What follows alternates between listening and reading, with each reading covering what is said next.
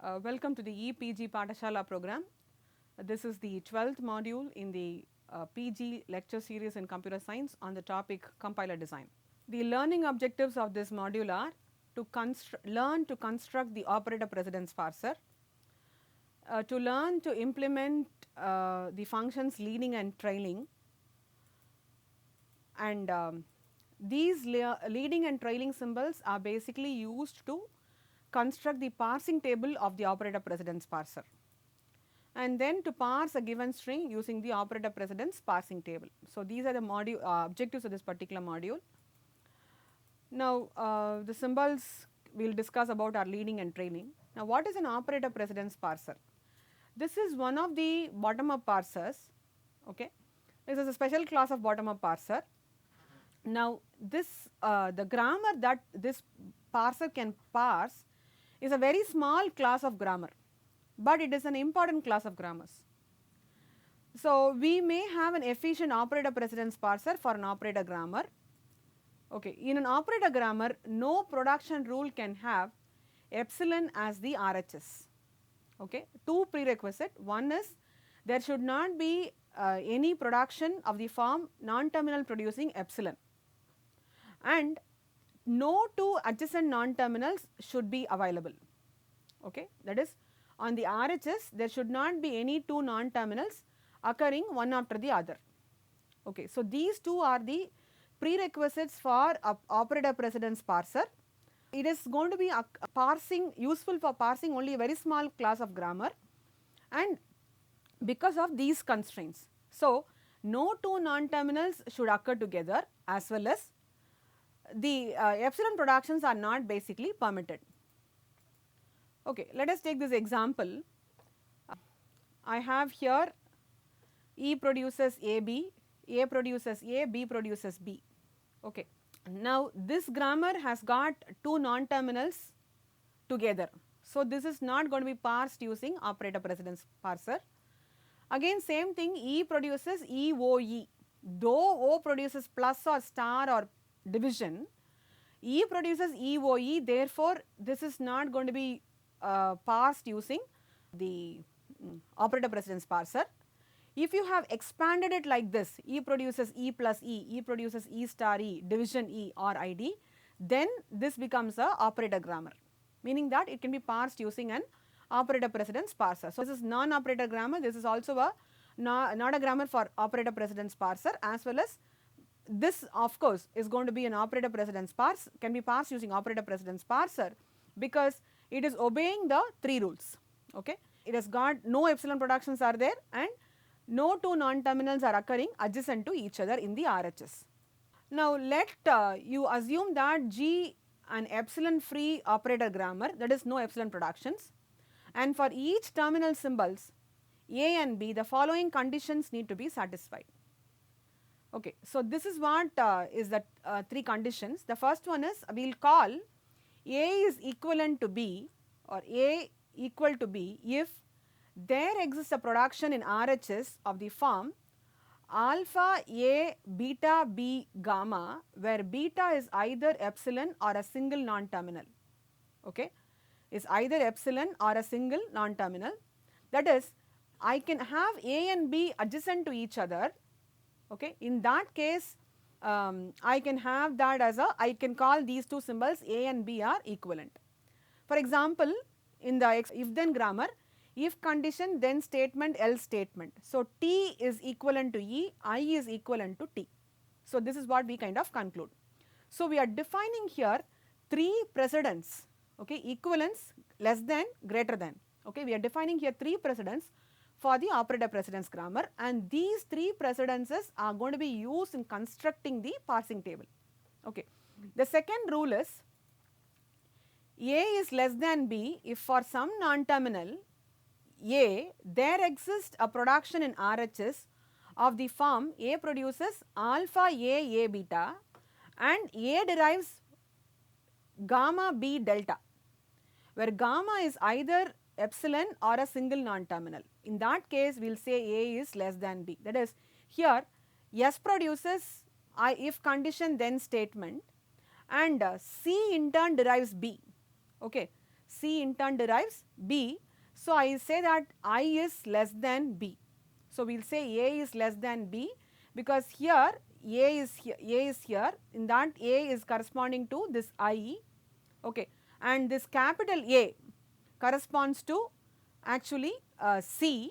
C derives B, right. So, I is less than B is what you basically conclude. So, this is the next precedence. The third precedence is A is greater than B. Again B is where A was occurring before here, now B will be occurring afterwards. So, A is greater than B if for some non-terminal A there exists a production in RH is the form alpha A B beta, where this A will derive A, eta gamma A delta. So, where this A is going to be derivable from A. So, therefore, I will call A as greater than B. Now, how do I look at all these and then try to model it as an algorithm? So, to do that we have special functions which will do the job of computing the precedence and then constructing a precedence table. Now, the operator precedence parsing algorithm constructs typically a precedence table, operator precedence table, and which will be used by the algorithm for parsing. Okay. In this example, S produces if condition then statement and C derives B. Okay. So, I will say that B is greater than T, that is B is greater than T. There we also said I is less than B, but B is greater than T. But between I and T, I is equivalent to T is what we have basically observed. Now, consider this grammar, okay, though this is not a operator precedence grammar per se. Why am I now saying it is not an operator precedence parser? By rule number 3, we have plus is less than plus and plus is greater than plus, because E plus E, okay, this E could be again replaced with E plus E. So, I will have plus E plus, okay. If I have to make it clear, this E, one of the E's could be replaced with E plus E itself, okay. In that case, I will have E plus E, then one more plus and E. In that case, plus and plus will say you have a lesser than relationship, which is not possible, which is not correct. So, therefore, this ambiguous grammar cannot be considered as a pure operator precedence grammar. So, we normally go for the unambiguous version of the expression grammar and we consider that as an operator precedence grammar. So, which is E produces E plus T or T, T produces T star F or F, F produces parenthesis E close parenthesis or ID. So, this obeys all the rules, in the sense that it obeys the rules as no two non-terminals are occurring together, as well as it is also saying that the non-terminal does not produce epsilon, and it is also occurring that you have, I can replace this T with a T star F. So, I can say plus has got lesser precedence than star and vice versa. So, this is what we are trying to look at. Now, in operator precedence parsing, we define 3 disjoint precedence relationship between certain pairs of terminals. Okay. If I say A is less than B, which means that B has higher precedence than A, and this is the notation, A is equivalent to B, where we can say B and A has got the same precedence, or I can say A greater than B to indicate B has lower precedence than A. The determination of correct precedence between terminals are based on the traditional notations of notions of associativity and precedence of operators. We know that plus, subtraction, addition, multiplication and division. Multiplication and division has got higher precedence over plus and addition and subtraction. And when I look at associativity, okay, so when you whatever occurs first, that has got a higher associative than when I say star followed by division, I multiply first and then I divide, right. So, this is what is being followed for defining the precedence relationship here also. Of course, this cannot handle unary minus, it is a special case, we will talk about it in the exception situation. So, unary minus causes a problem here. Now, the intention of the precedence is to find the handle of the right sentential form. As we introduced a concept called as handle in the previous module itself, where we said that handle is a substring of the grammar that matches a right sentential form of a particular input string. So, here the handle is again used, okay, to in terms of defining precedence relationships. So, we have a less than with marking the left end, and if it is equal appearing in the interior of the handle, and greater than marking the right hand. So, these 3 are followed. So, less than, which is the left hand symbol, greater than as a right hand symbol and equal to meaning you can have this symbol in the middle. Consider the string sum a1 to an. Typically we will prefix this string with a dollar and suffix a string also with a dollar, and then between the characters we will introduce the precedence relationships. Okay, we will introduce a precedence relation operators. Okay, for example, take this, we know that this is not operator precedence grammar, but just for example's sake we are looking at it here. Supposing you look at the string id plus id star id, we already know that plus has got a less than relationship with star and star has higher precedence over plus. So we say id, you start the left hand with the the less than symbol, right hand with the greater than symbol. So that is done. So between every character in the string you introduce the precedence relation. Okay, between every character in the string you introduce a precedence relation. So you have this id, okay, and then you introduce a greater than, okay, plus, and then less than, id, greater than, star. My point is plus has got a lesser precedence over star, that is basically obeyed here, okay, and star and then id. So this is how we basically insert. But when I say to insert like this again becomes a ambiguous concept. So we go with the algorithm for actual determination of how do I insert this character. Now this is what I have here, plus and plus, because of the associativity this plus has got a greater relationship than this plus. id and id there is no relationship defined. Similarly dollar and dollar there is no relationship defined at all. Similarly star has greater precedence over star, okay. Star has got less precedence over id, greater than over plus, greater than over star, okay.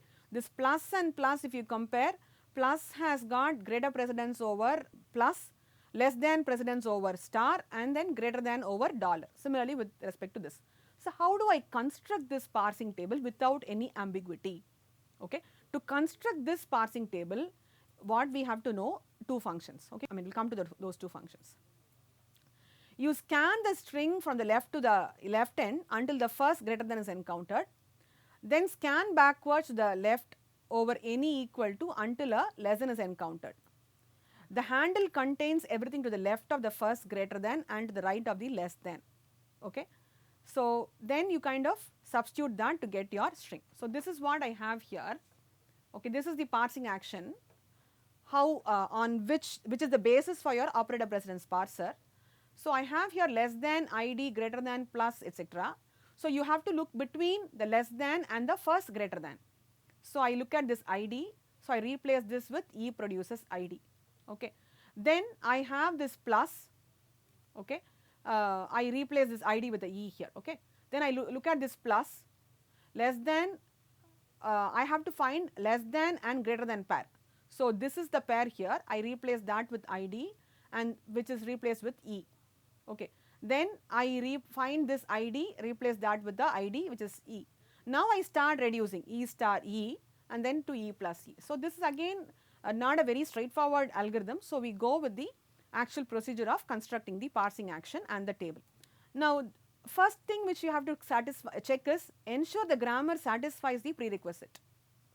Then you have to compute leading and trailing functions. Then you construct the operator precedence parsing table and then parse a string based on the parsing algorithm. Now the first thing is to check for leading and trailing. Leading is defined for all the non-terminals.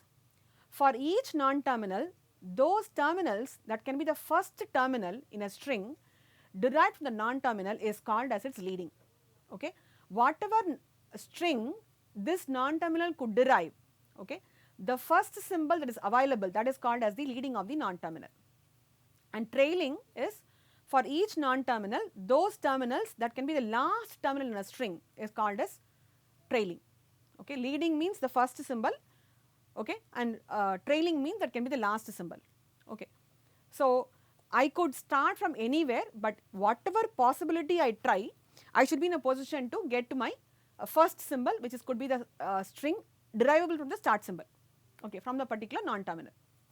To formally state it, leading of a non-terminal is equal to set of all a such that A derives gamma A delta, where gamma is a non-terminal, okay, or it could be epsilon.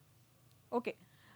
On the other hand, if trailing can be again the same gamma A delta, where delta here is a non-terminal or a terminal, that is the first terminal occurring in the RHS of a production, that is leading, and trailing will be the last terminal, that is the first terminal from the last, that is called as its trailing. Okay. So, now it is on two rules. You will define A to be in leading of A if there is a production A produces gamma A delta, where gamma can be epsilon or any non-terminal. Now, calling it recursively, if gamma is a non-terminal, okay, call it as some B, okay, if A is in leading of B and if A produces B alpha, okay, A produces B alpha. Now, this B is actually your gamma, okay, then A is in leading of A also. So, you incorporate this leading of B into leading of A also. So, this is based on the two rules. So, A is in leading of A if A produces gamma A delta, where gamma is epsilon or a single non-terminal. This is the looking at the first symbol, first terminal occurring in the RHS of a particular production, that is a leading of A. Now, gamma can be a non-terminal, therefore, you look at gamma, okay, whatever is in first of gamma, if it is a non-terminal, that will also be in first of A. Okay. Trailing, just the reverse, okay, again based on two rules. A is in trailing of A if A produces gamma A delta, where delta is a non-terminal or a epsilon, and A is in trailing of B, and if A produces alpha B, then A is in trailing of A also. Okay. Now, these two are the examples. Let us take the expression grammar, the unambiguous version. We will be working on this only. So, E produces E plus T. Now, leading of A, okay, leading of E will be definitely plus, okay. It is also leading of T, okay. Now, leading of T is star and leading of F, of course. Leading of F is open parenthesis, the first terminal as well as ID, okay. Leading of F is open parenthesis comma ID. So, leading of T will be star comma open parenthesis comma ID, and leading of E will be plus comma star comma open parenthesis ID, okay. That is what I have given here, plus because of the production E plus T. This star because leading of T is also available in leading of E. This open parenthesis because leading of F is contained in leading of T, okay, therefore, open parenthesis comma ID. Leading of T is star open parenthesis ID, leading of F is open parenthesis comma ID. Similarly, trailing. Trailing is simply looking at from the last, right. So, E produces E plus T, okay. Now, trailing of T will be anywhere there plus the plus T star F. Trailing of F will be there in trailing of T plus the star. F produces open parenthesis E close parenthesis and ID. So, close parenthesis will be definitely there in trailing of F. So, that is the reason for this symbols. Now, after computing these two, now we have an algorithm to compute the operator precedence relations. Okay. Now, you have a production of the form for each production. A produces x1 to xn, okay, and you are going to scan from I is equal to 1 to n minus 1, that is you are going to go from 1 to the previous symbol xn minus 1. Three cases, okay, xi and xi plus 1 are terminals, okay, that is one case. In that case, set xi and xi is equal to xi plus 1, okay. The second case is if I is less than or equal to n minus 2, only two symbols are there, and xi and xi plus 2 are terminals, and xi plus 1 is a non-terminal, okay. Okay, what is the prerequisite for this grammar? We said no two non-terminals should occur together. We have not put a restriction that no two terminals should occur together. That is why we have got this relationship here. Xi and xi plus 1 could be terminals. That case we say xi and xi plus 1 has got equal precedence. Okay. If I is less than or equal to n minus 2, the last option n minus 2, n minus 1, okay, and xi and xi plus 2 are terminal, that is we are looking at here xn and xn minus 2, okay. In that case, if both are terminals and if the middle character happens to be a non-terminal, we set xi is equal to xi plus 2. Okay. So, these two are one option, setting equal precedence. Alternately, if xi is a terminal and xi plus 1 is a non-terminal. Okay. If xi is a terminal and xi plus 1 is a non-terminal, which is a typical characteristic of an operator precedence grammar. In that case, leading of xi plus 1, okay, for all a in leading of xi plus 1, set xi is less than a. Now, this is what we said, if condition then statement. Okay. So, I have I, which is a terminal here, if condition then statement. I is a terminal here and xi plus 1 is a non-terminal, which is C. Okay. For all symbols in leading of C, set that symbol, set xi, which is I less than B. If I consider the expression grammar here, how do I go about doing this? I have a production E produces E plus T. Okay. Now, xi is plus and non-terminal happens to be T, okay, plus T. So, what will I do? I have to say that all symbols in leading of T has got 3 symbols, star, open parenthesis and ID. So, star, open parenthesis, ID will have less than plus. Okay. So, that is what I have to basically say. Then xi is a non-terminal and xi plus 1 is a terminal. Okay. Then for all a in trailing of xi, set a is greater than xi plus 1. So, similarly the same logic here. Based on that, look at this. Okay. Now, I have plus, minus, star, division. Okay, let me not look at all these symbols here. This is for a bigger grammar. We have reduced the grammar size to a smaller subset.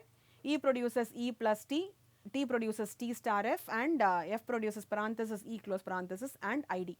Okay, okay. E produces E plus T. Let us take this case. Okay, E is my non-terminal and plus is my terminal. Okay, so E is my non-terminal and plus is my terminal. So, the non-terminal xi will have how many characters as its trailing? Trailing is plus, star, close parenthesis and ID. So, plus, star, close parenthesis, ID, that is actually greater than plus. Plus, star, close parenthesis, ID is greater than plus. That is what you have to basically look at. Okay. So, here what did we say? Xi is a terminal. So, plus is less than, okay, symbols on T. T has got how many symbols? Star, open parenthesis and ID. So, plus is less than star, open parenthesis, ID. Here trailing of xi. So, trailing of xi will be E here, which is plus, star, close parenthesis and ID, plus, star, close parenthesis, ID is greater than plus. Okay. So, let us just verify that. Plus, star, close parenthesis, ID, plus, star, close parenthesis, ID is greater than plus. Okay. Plus, star, close parenthesis and ID is greater than plus. That is what we have basically incorporated, as if you could see the table entries. Now, this is what is the algorithm for precedence relationship computation. So, 4 cases. Okay. The first case happens to be if xi is equal to and xi plus 1 are terminals, you set xi is equal to xi plus 1. Okay. On the other hand, if I is less than or equal to n minus 2, in that case, look at the alternate symbols. Look at xi and xi plus 2. If both are terminals and in between if you have a non-terminal, you set xi is equal to xi plus 2, and the other 2 relationships are based upon the computation of leading and trailing. So, look at every production, look at the production E produces E plus T. So, here I have to compare plus and T. Okay. So, leading of T, okay, that will be computed. So, xi is less than all symbols in leading of T. What is xi? Xi is plus. So, plus is less than all symbols in leading of T. Leading of T has got a star, open parenthesis and ID. So, that is what we set here. And the last one is if xi is a non-terminal and xi plus 1 is a terminal. So, here you look at E produces E plus that production. E is a non-terminal which is xi and plus is going to be your xi plus 1 symbol. In that case, for all a in trailing of xi, that is all a in trailing of xi is here e. So, trailing of xi will have what? Plus star close parenthesis and id, that is greater than plus. Xi plus 1 is a plus, okay, that is what we have to basically look at. So, after computing this, we can construct the precedence table. The precedence table will have equal to, less than, greater than, etc. So, what we have seen so far is we have looked at the prerequisite of the grammar to be parsed using operator precedence parser. We have also looked at the computation of leading, trailing and the parsing table basically here.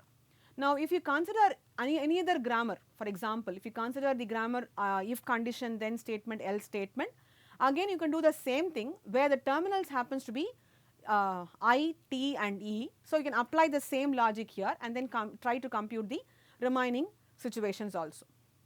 So, leading and trailing based on two rules. So, looking at the first symbol which is happening to be a terminal. The first symbol happens to be a terminal, that is incorporated in leading of the terminal.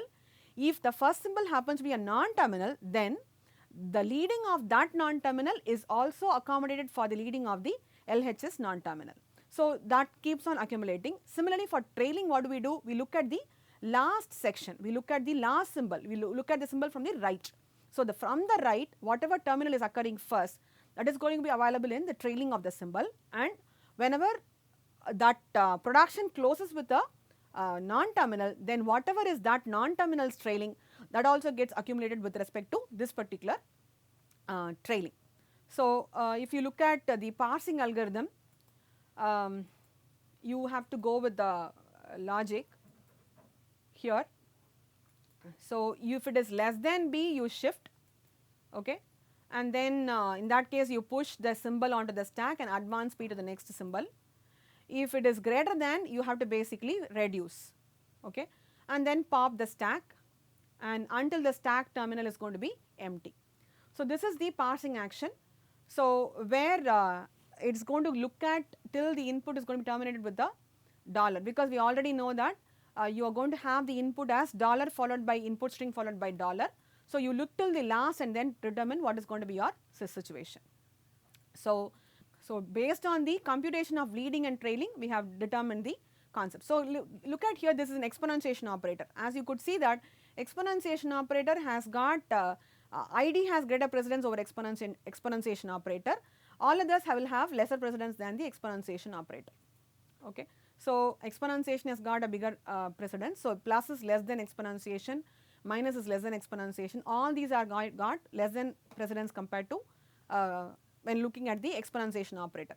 Between star and division, okay, it is based on associativity, but star has greater precedence over division, because this is based upon associativity and not based upon the actual precedence of operators. Okay. Star and star, again we can say that star has got higher precedence, because when a star occurs, we are looking at this star as the one which is occurring as a first symbol, and this star occurs as the next symbol. Okay. So, based on this, we have computed the parsing table, and so that is going to be this parser. So, based upon this parsing table and the input string, we will try parsing by introducing all these operators to it, and then you compute also your precedence function. Okay, thank you.